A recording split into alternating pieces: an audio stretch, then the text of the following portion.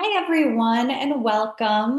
My name is Alana Bruton, and I'm the Director of Programs at the Chicago Cultural Alliance. Thank you for joining us for the latest session in Chicago Cultural Alliance's Meeting the Moment. This is a series of free professional development workshops for nonprofits. It's designed to help equip cultural organizations and heritage nonprofits with practical tools and strategic insights to navigate today's challenging landscape for arts and community organizations. This series is made possible with support from the MacArthur Foundation and the Chicago Community Trust. Today's session will be recorded and available on the Chicago Cultural Alliance website and YouTube channel, and it will include slide deck and any resources that are shared today. Today's topic is media relations for mission-driven organizations, and we're joined again by Laura Herrera, Chief Marketing Officer at the Griffin Museum of Science and Industry. This is her fourth webinar for the Chicago Cultural Alliance, and if you're interested in more professional development around communications, social media, brand narrative, visit CCA's website and YouTube to find more of these presentations. And finally, we want to hear from you and encourage you to drop your questions into the Q&A feature. And at the end of the presentation, Laura will go through these questions. Please join me in welcoming Laura Herrera to the digital stage. Thank you so much, Alana. I am just going to share my screen. So give me 1 second.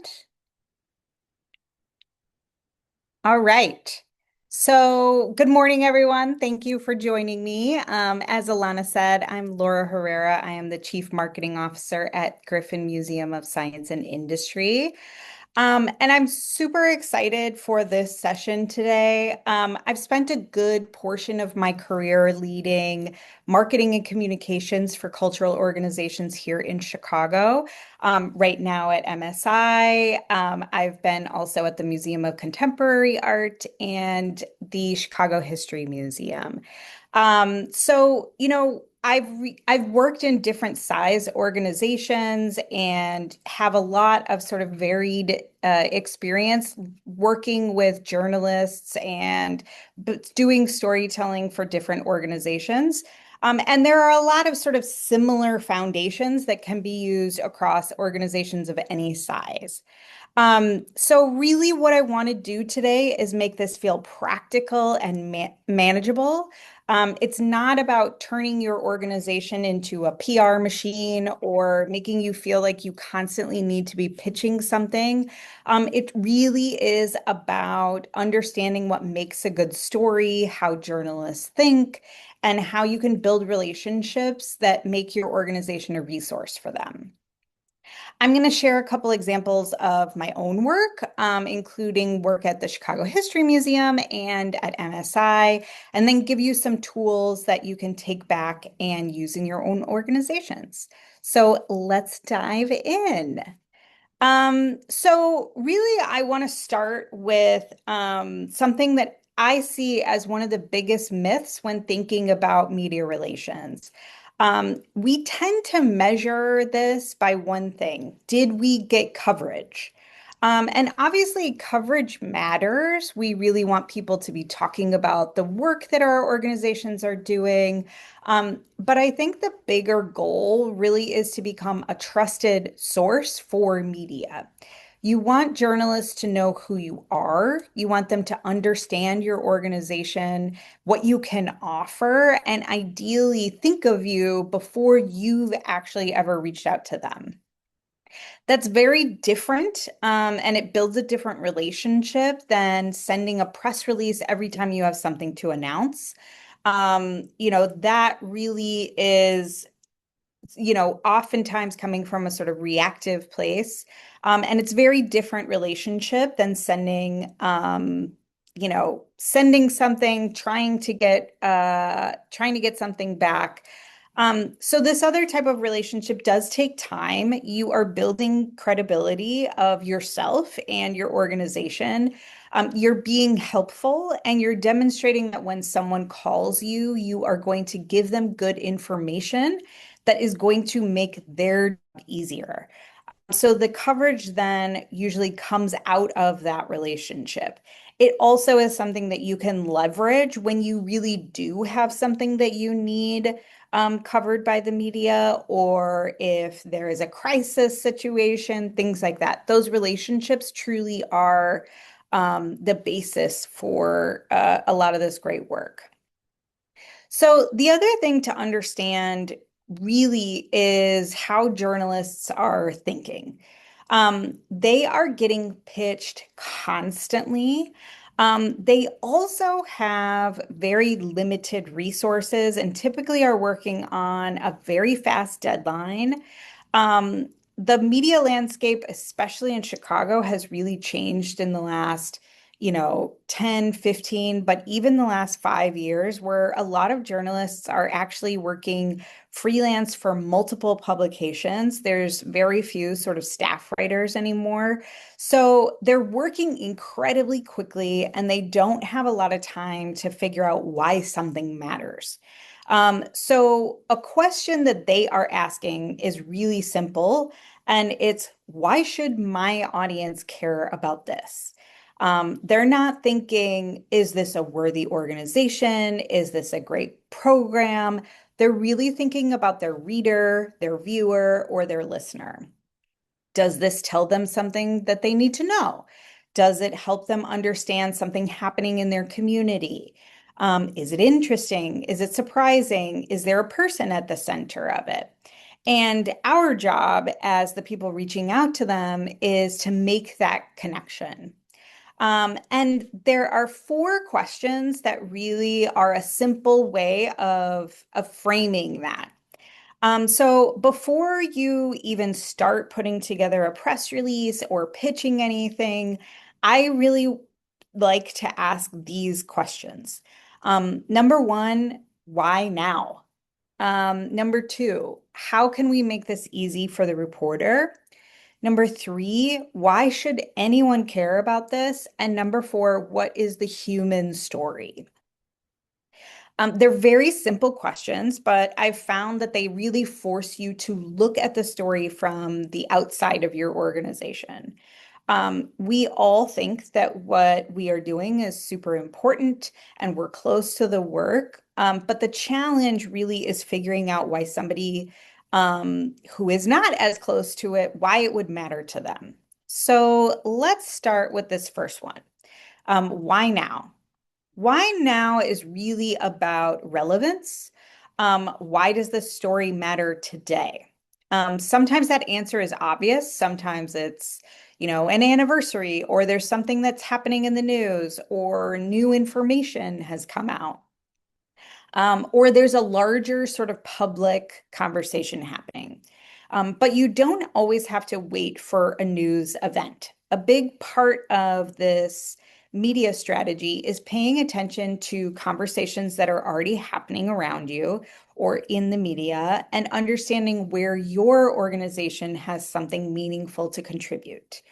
The Chicago History Museum is a really great example that we can kind of look at as a case study to see how this works. When I was at the Chicago History Museum, we spent a lot of time thinking about how we wanted the media to understand the museum. Of course, we wanted coverage of our exhibitions and our programs, but we had this really great institutional asset that was much bigger than any one exhibition. We truly knew Chicago. We had historians, curators, educators who understood the city incredibly deeply, and we had extraordinary collections and archival images. So we had all of these resources that could really help people understand what was happening in the city through the context of its history. So our goal really became to position CHM as the place that journalists thought of first when they needed Chicago history. So if there was a significant anniversary, we wanted them to call us. If something was happening in the city that had an important historical connection, we wanted them to call us. If they needed an archival image or someone who could explain something that was happening today that was connected to the past, which is almost anything, We really wanted to be the obvious resource. And a lot of the work required to make that happen actually wasn't external. It was really internal. So we had to build really strong relationships with our curators, with our historians, and with our educators, so that people understood who had expertise in what internally, and we needed to know who might be comfortable talking to a reporter. We also needed to always be able to find images and archival materials quickly because journalists really do not have long runways. Um, so if someone calls me or you at 10 o'clock in the morning because they're working on a story that afternoon, telling them that you can probably get an answer tomorrow or next week is not helpful. They're going to move on to somebody that can help them today. So responsiveness really became part of our value. And over time, that really changes the relationship. You're not trying to convince someone to write about your museum. This really had journalists coming to us because we had established that we had something useful to contribute, and that we could do that in a way where we were very easy to work with and we provided all of the resources that they need in a quick and efficient timeline. This is a sort of important distinction. We're not thinking about being in every single story. We wanted to be owning what we could very credibly and get really, really good at owning this. So this was a muscle that we had to develop. And it took a fair amount of time. There was a lot of collaborative process development. We did a lot of media training. But really, once we understood that, and we got this process down, it was much easier to sort of run through every time we had a request. Um, so, you know, Another main thing is really how can we make this easy for the reporter? Having a good story is not necessarily enough. A reporter is very limited on time and resources. So the story really needs to be as put together as possible. And they have to understand how to make their audiences care. So we have to be thinking about this every step of the way. How can we remove friction to for the journalist to be able to tell this story? And we also have to be able to sort of deliver that. So when you are preparing to reach out to the media, let's say you have, a exhibit or a program or, something that you really want to get in front of people, think about what a reporter actually needs from you instead of what are you trying to get into the media. And that being, can you explain this story quickly? If you are going to pitch something, really, that is an email, or, a phone conversation with a journalist, keep it very short. So something that fits, on their screen, which is typically around 150 words, um, is the best place to start. They need to be able to really quickly scan things. Um, is there somebody available to talk? Making sure that you have someone whose schedule is flexible enough to be able to talk in a very short period of time, and also that scheduling an interview time with them is not overly complex or complicated. Can you get them images, especially for print media? This is super, super important. Making sure that they have licensed high-res images that can help support everything is something that they need. Or if they want to send their own photographer, making sure that your internal processes are not so difficult that that makes that really cumbersome for them. Also, can you provide basic facts to them without having to dig through your website? Your website may have all of the pertinent information about your organization, your program, or whatever the thing is, but making sure that that is really upfront for them and not sort of sending them on a journey. And then also, does your pitch or your email not need a follow-up to understand it? Make sure that everything is super, super clear. And then also really thinking about any potential questions that they are going to have and making sure that you can answer those questions on their timeline instead of yours. A lot of the times they're going to do fact checking or they're going to have follow-up questions. So really just making sure that you are committed to being able to giving them accurate information in a very quick period of time. I think this is where, a lot of people and organizations can sometimes underestimate how much media relations really is an internal sort of operations issue. You can have a really great media relations or communications or PR person, but if that person has to go through six or even three layers of approval to answer a basic question, you're really going to struggle with this. The same is true if you don't know who your experts are, or every intern interview request turns into an internal negotiation. So doing this work really requires you to build a lot of the relationships and expectations internally before the reporter ever calls.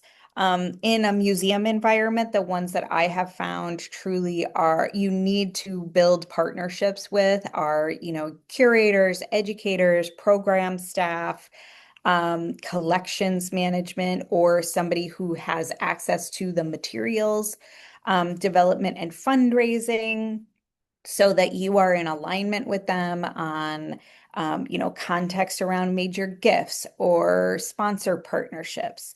And then obviously your executive leadership team, so that you have sign off, that you're not sort of constantly asking for approvals on information.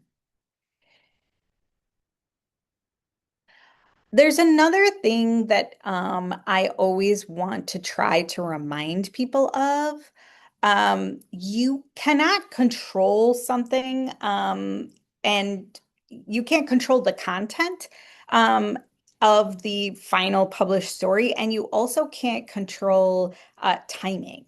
So if you have directly pitched something and you have negotiated that this is an exclusive, so meaning you have information that nobody else has or has not been made public yet, and you say, let's say you're going to reach out to the Sun Times and you're going to say, hey, Sun Times, I am going to give you the exclusive to run this information first. Then you can kind of dictate timing. Other than that, once you've given a reporter information, you don't get to decide when the story runs or ultimately what it looks like. You can control the quality of the information that you provide. You can control how responsive you are, and you can control how prepared your spokesperson is, but you cannot control the newsroom. And understanding that really saves everyone a lot of frustration. So that's both for the person that's pitching, but also for any stakeholders that are going to, read the story or, watch the segment, anything like that. Um, so another major questions that I really like to ask are, why should anyone care? And that seems like it would be a sort of no-brainer, but this truly is the core of all storytelling. Really thinking about What is the reason why someone would even spend, 5 minutes reading the story and then take any sort of action afterwards? And what is the human story?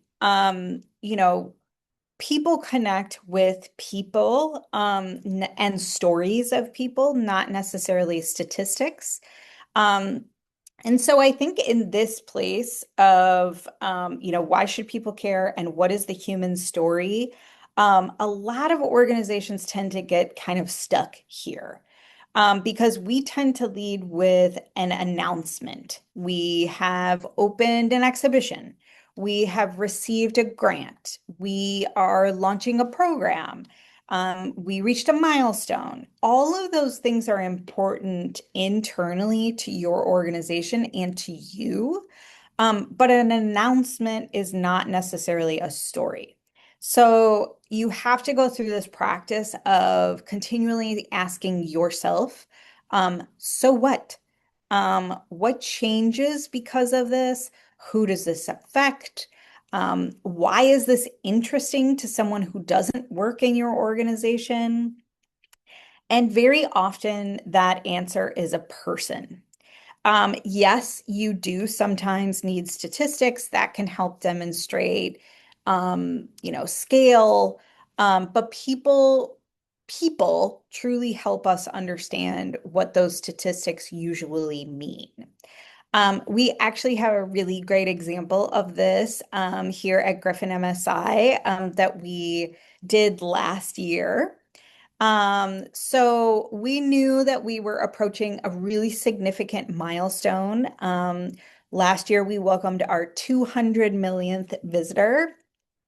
And 200 million visitors is an extraordinary number, and it's definitely something worth celebrating.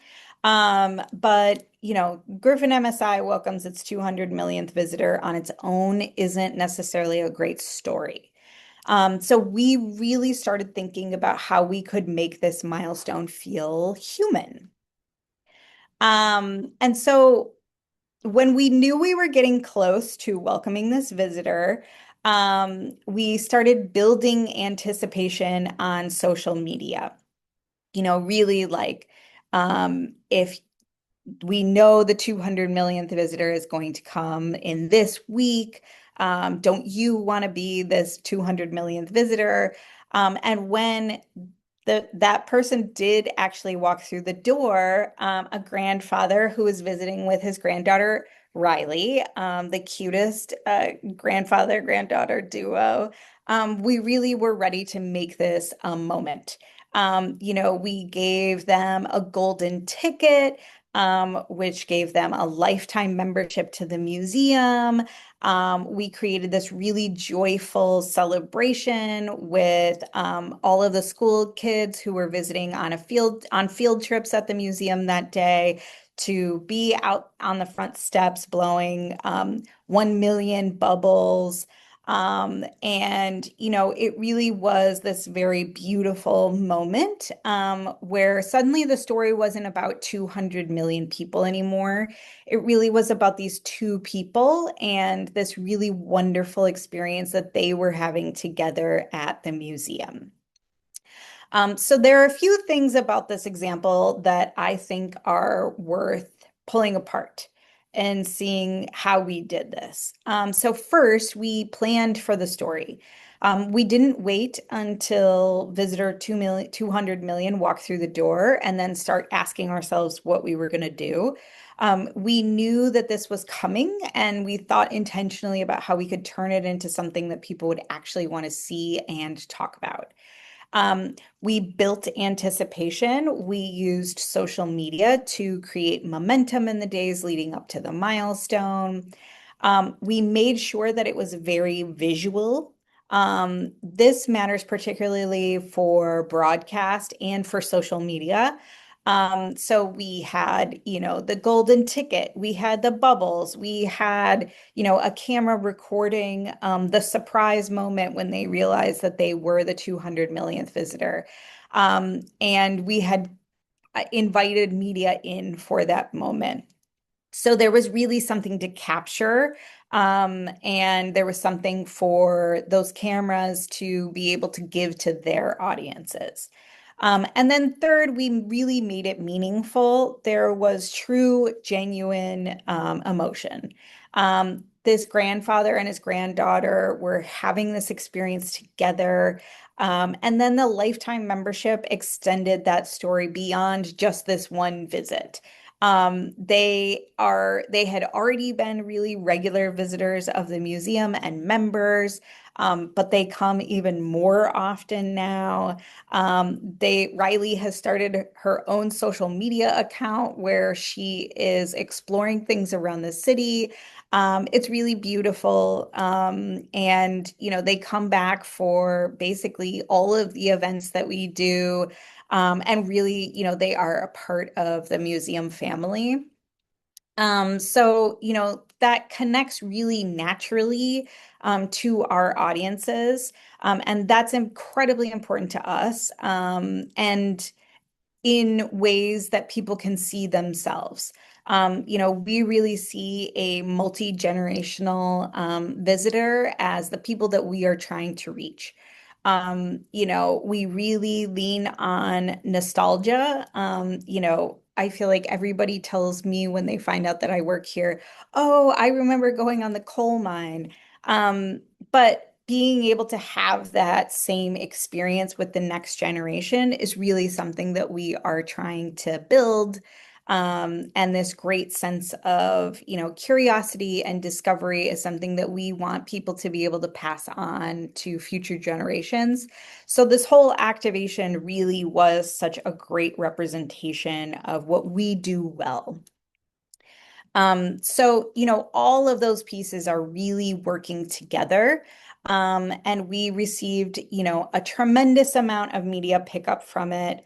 But the thing to keep in mind is that the milestone itself did not change. We didn't sort of manufacture something that was not happening. It was a real statistic. But the thing that did change was the storytelling around it. So that's really the lesson I want you to take from this example. You don't necessarily need a bigger announcement. Sometimes you just need to look differently for the story that's already happening.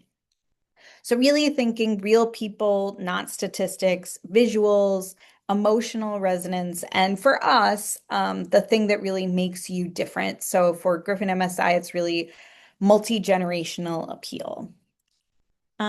So, once you already know what your story is, a pitch itself can be pretty simple. So I like to think about a pitch as, the initial conversation that you are having with a reporter. A press release or a media alert definitely is something that is great. It's going to have all of the factual information, but it's not necessarily the thing that the reporters are actually initially reacting to. Your message that accompanies the press release is what is going to get their attention. So I really think about four things in this pitch. So first, thinking about your headline. Um, why should anyone care? That should really be your headline. And making sure that you are really leading with that. What is the story you are actually offering them? Not the name of your program or even your organization. It really is, what is it for them? And then thinking about the angle. So, why now?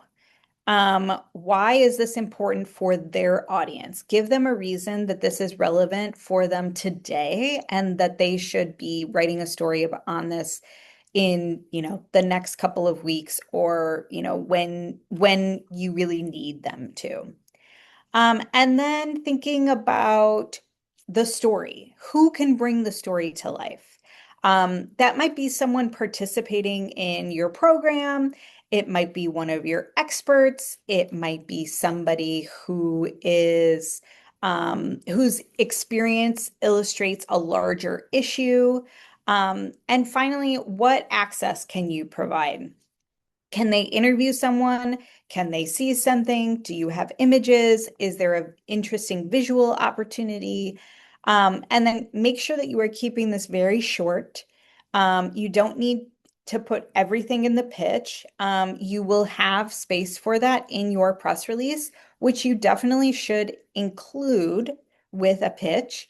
But you really need to give the reporter enough to understand the story and to want to know more. And that's really it. So let's say your pitch works. The reporter is interested and they want to do an interview.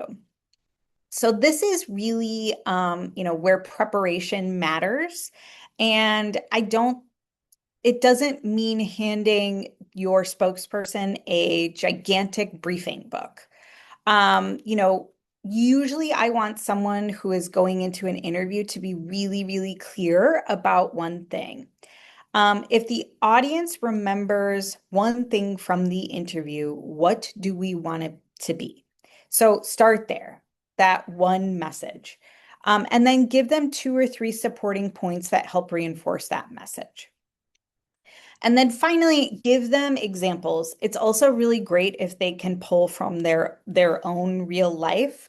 So stories, anecdotes, specific examples that are made to make the interview feel more human and memorable. The other thing I would tell anyone preparing for an interview is, don't feel like you really have to fill every second of silence. Answer the question, make your point, and stop. And then let the reporter ask the next question. And remember who you are always actually speaking to. Yes, the spokesperson is having a conversation with a journalist, but ultimately you are talking to their audience.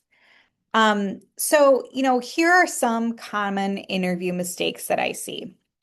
Like we were just saying, talking too much. Answer the question, make your point, stop.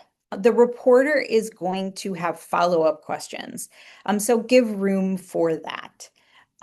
Using jargon, especially if you have a subject matter expert, you need to make sure that that person is capable of speaking like a human being and not necessarily just your organization or using language that is difficult for a layperson to understand.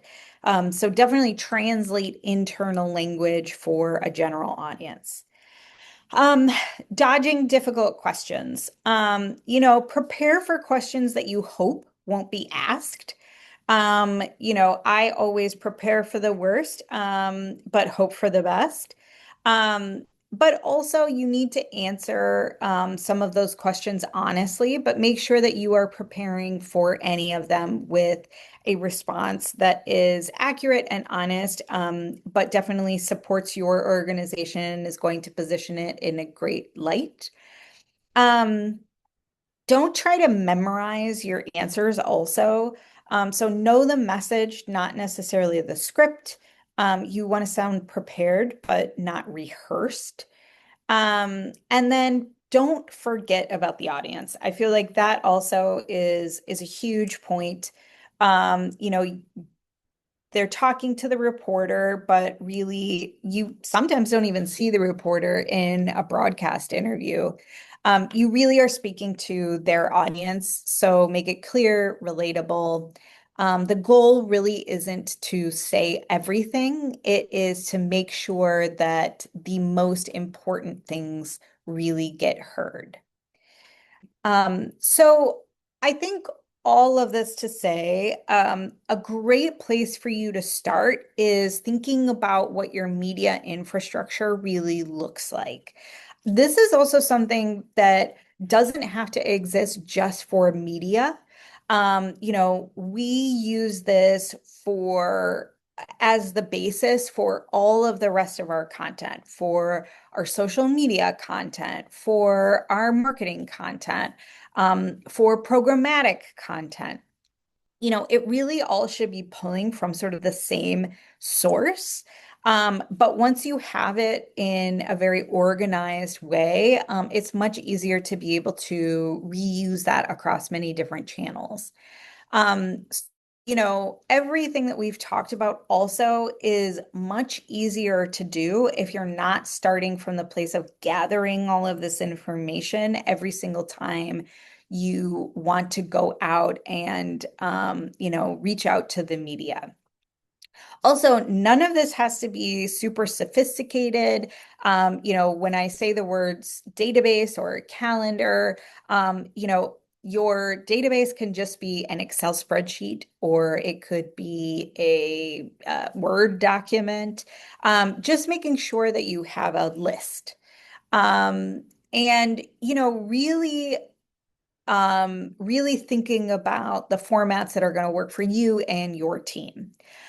So first, start by knowing the journalists who cover the kinds of stories that your organization could reasonably contribute to.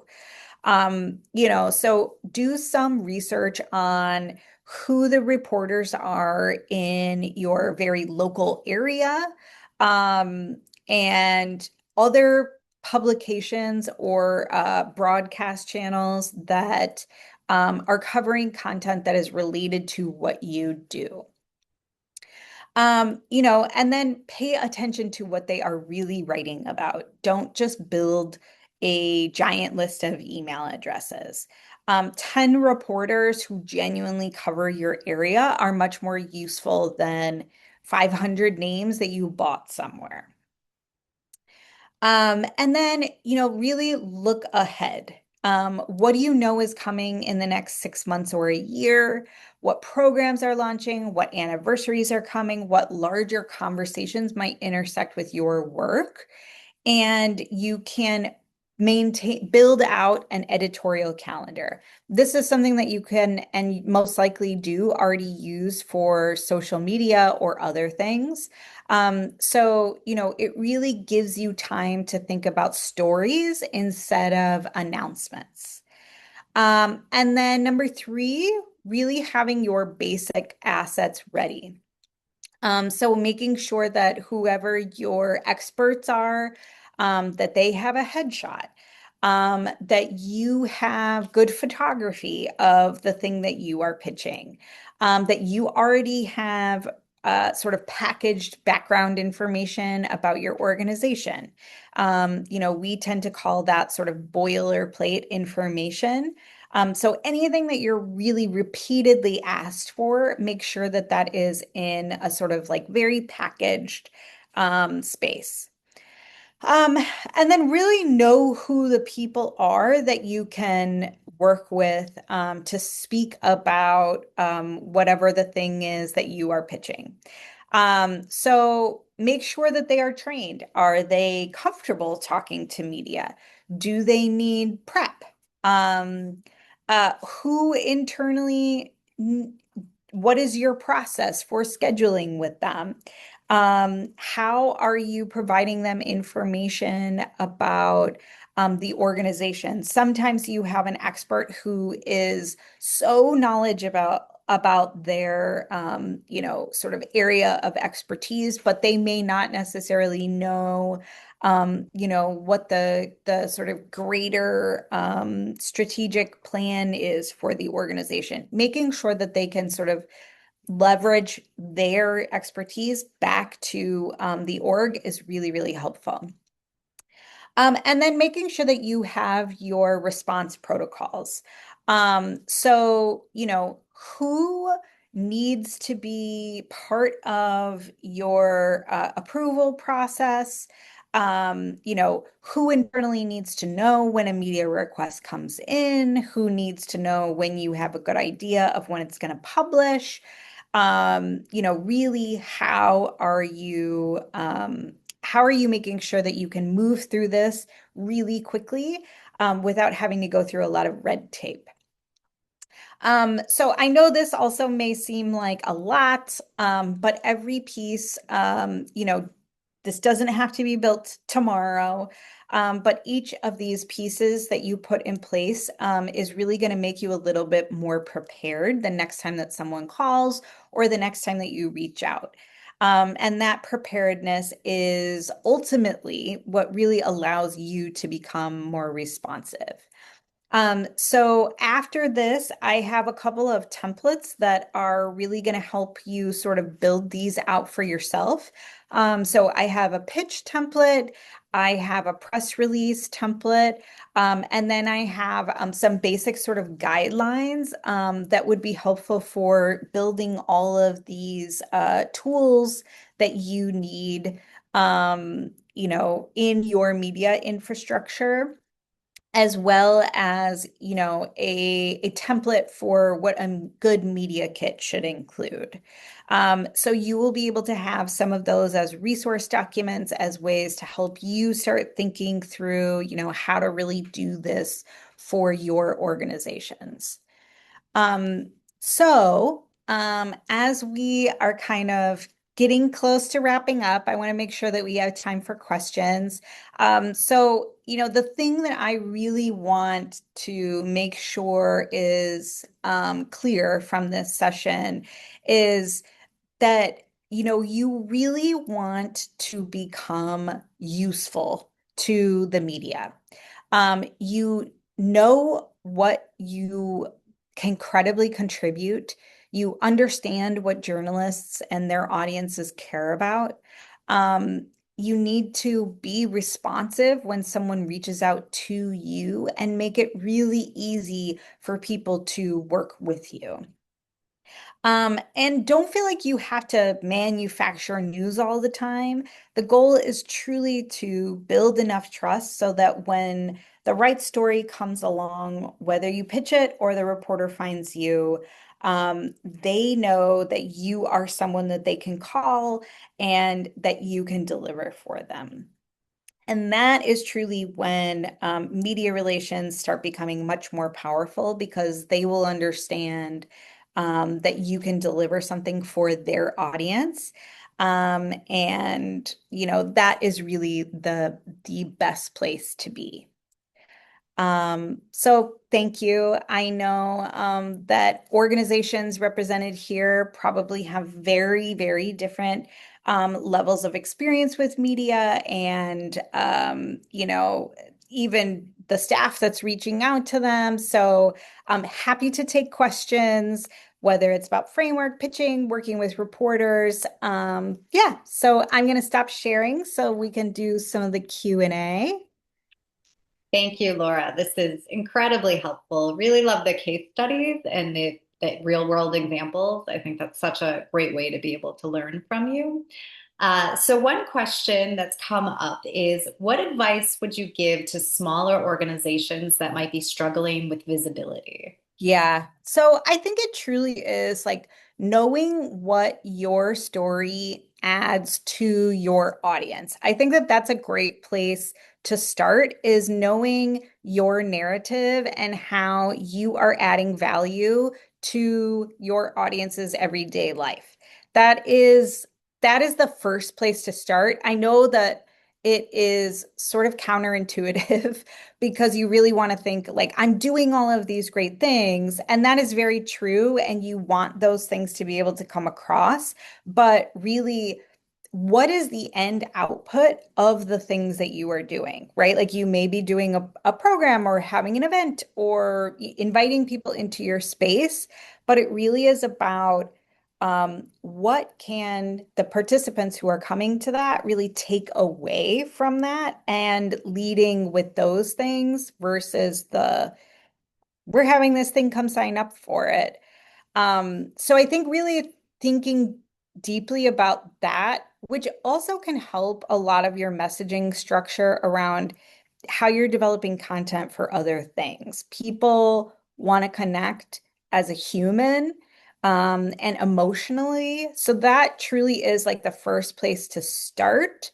And then I think a lot of these stories will much more naturally come together. Love that. Just a quick behind the scenes question. How did you invite the media in for the 200th million visitor? Were they on standby? Were you able to give them a time frame for when the visitor would arrive? How did you guys prepare for that? Yes. So we knew like we track the number of visitors that come into the museum. So we knew the day that they were going to come in, and we most likely knew the hour because we do a fair amount of pre-sales. Um, we did invite them in during a sort of period of time, and we had our bubble moment scheduled for that time too.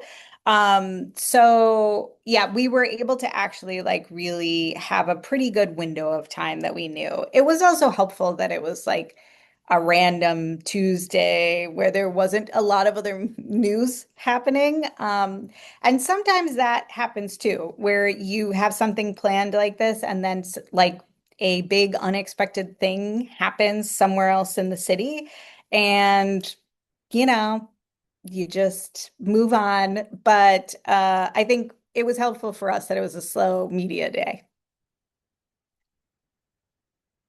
Yeah, that's great.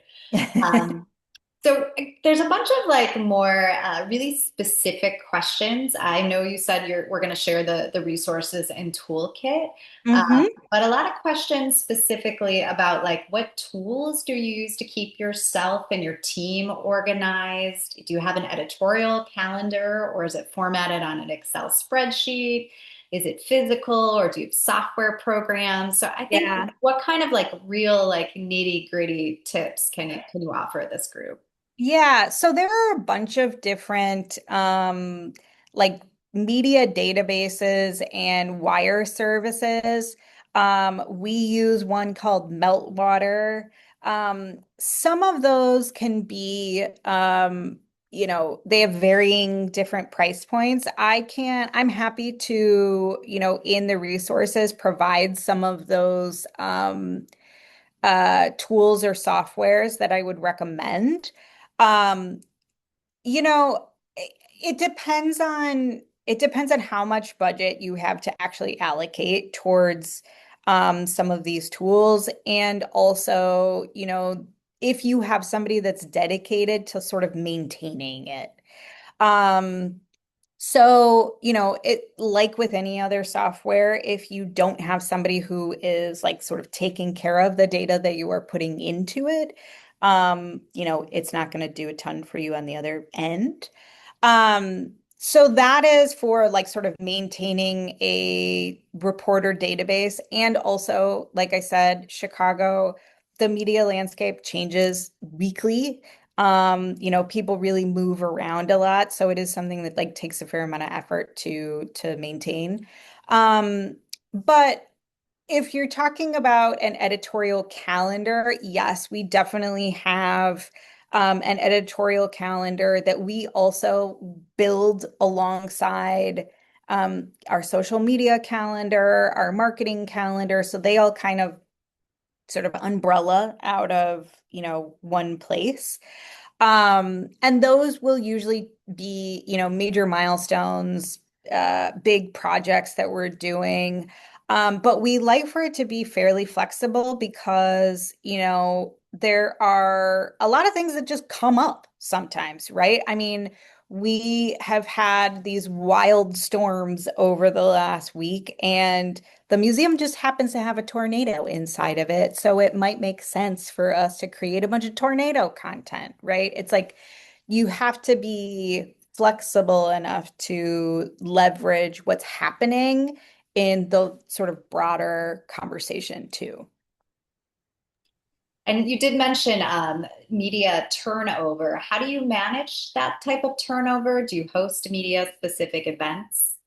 Yeah, so we do a lot of if we are opening a new exhibit, or we're having like a major program, we will always invite media in for a press preview.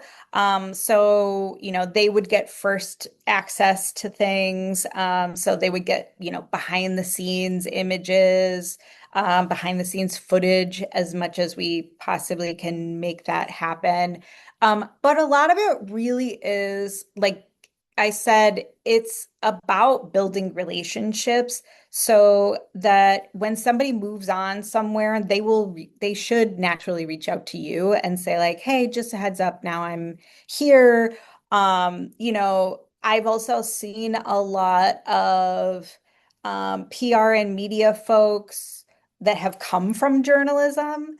And then vice versa, we all sort of like, mash up. We all probably came from like a journalism background, most likely anyway. So it is a very, relationship driven work. And also, like I said, you are a resource for the journalists too. So it's helpful for them to maintain that relationship as well. Yeah, that makes sense. Okay, another question. If you were building out a media relation functions at your nonprofit that currently does not have one, what would you prioritize first? This person says, we have a strong community services and stories, and I'd love to understand what that function should look like and how you can demonstrate that value internally. Yeah. I mean, if you are thinking about building out a media relations is a function of communications, right? It's just a different audience that you are telling your story to. So I think for any organization that has dedicated resources to be able to give to communications, I think somebody who is able to think about multiple stakeholders and multiple audiences and how they like to receive information. So it would be great to be able to have somebody who is a fantastic writer who also understands people and what motivates them. I think that that is like at the root of what you really, really need in a comms team is that. And somebody who can connect with people because, as you saw in here, this is all about creating relationships, but that's also internally. I think what I have learned is that, you know, while it seems very like almost common sense to the communications person. We want to tell the story of the organization.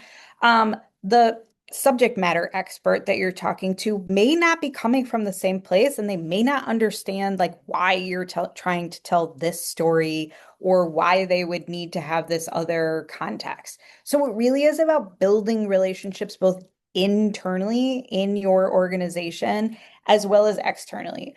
Also, if you are dealing with the media, you have to ask people for favors constantly on a really wild time frame.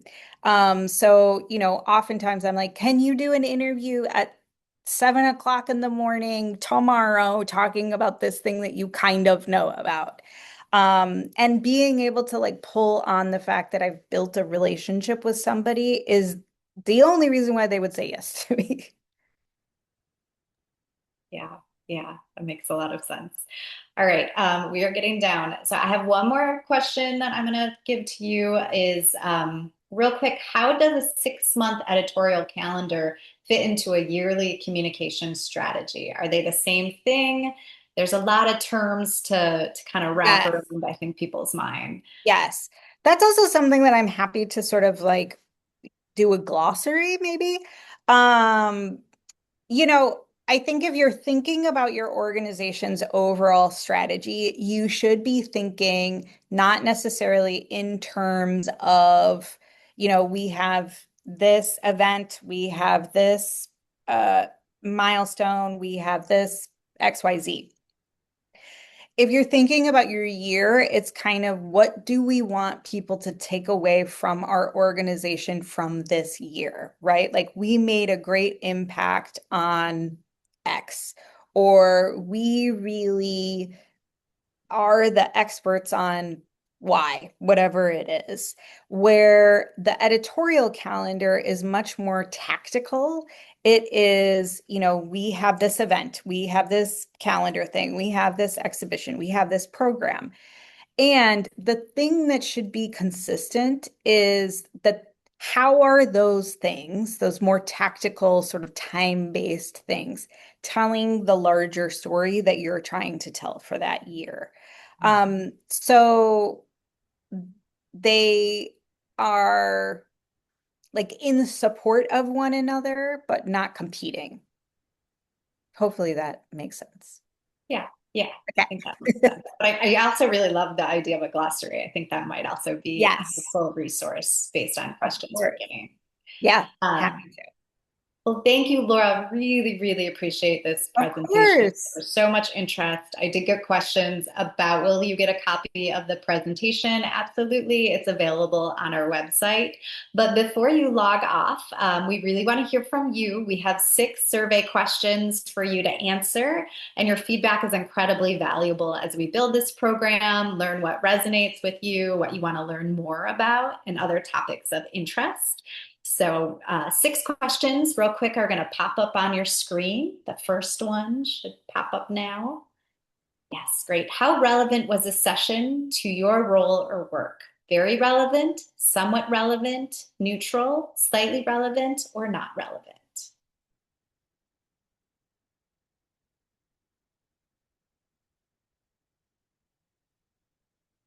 Okay, next question.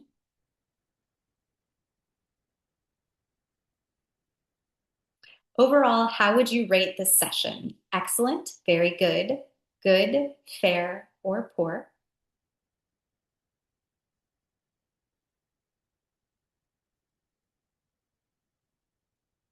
Great question. What is one idea, tool, or insight from this session that you plan to apply or explore further? Just if you could write a few quick sentences, few words of things that you'll be able to bring back right away and be able to use. And just to mention, we will be sharing the resources that Laura talked about as well. So those will be available to you.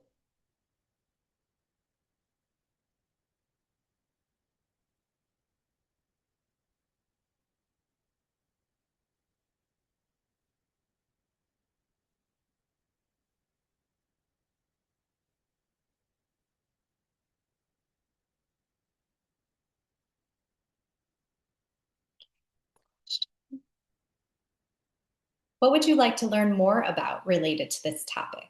A deeper dive into this topic, practical examples or case studies, tools, templates, or resources, opportunities for discussion or peer learning, a different but related topic.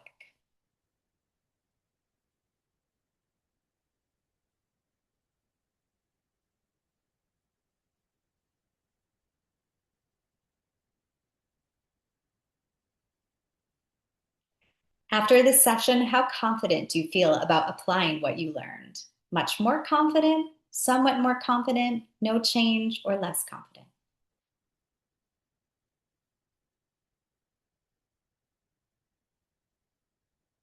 And last question. And this is a super important one to us as we think about year 2. What topics or practices would you be interested in future meeting the moments sessions?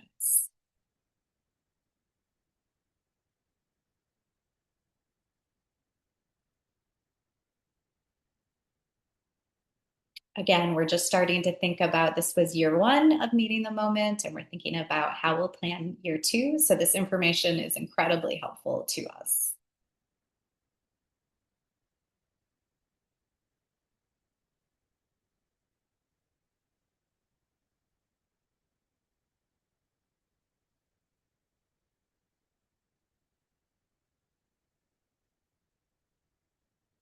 Great. Thank you again for joining us today. You can find today's session on our CCA website or YouTube. Make sure to subscribe to the YouTube channel and you'll be alerted to future Meeting of the Moment recordings. Speaking of, the next session is Beyond the Annual Fund, Diversifying Revenue Streams in Today's Nonprofit Environment. Very important. That's Thursday, August 27th at 10 a.m. Our facilitators are Brandy Adams. She's the Chief External Affairs Officer at Envision Unlimited, as well as Warren Frank. He's a retired CFO and adjunct professor at the Columbia College. So I really hope to see you then, and thank you so much. Thank you.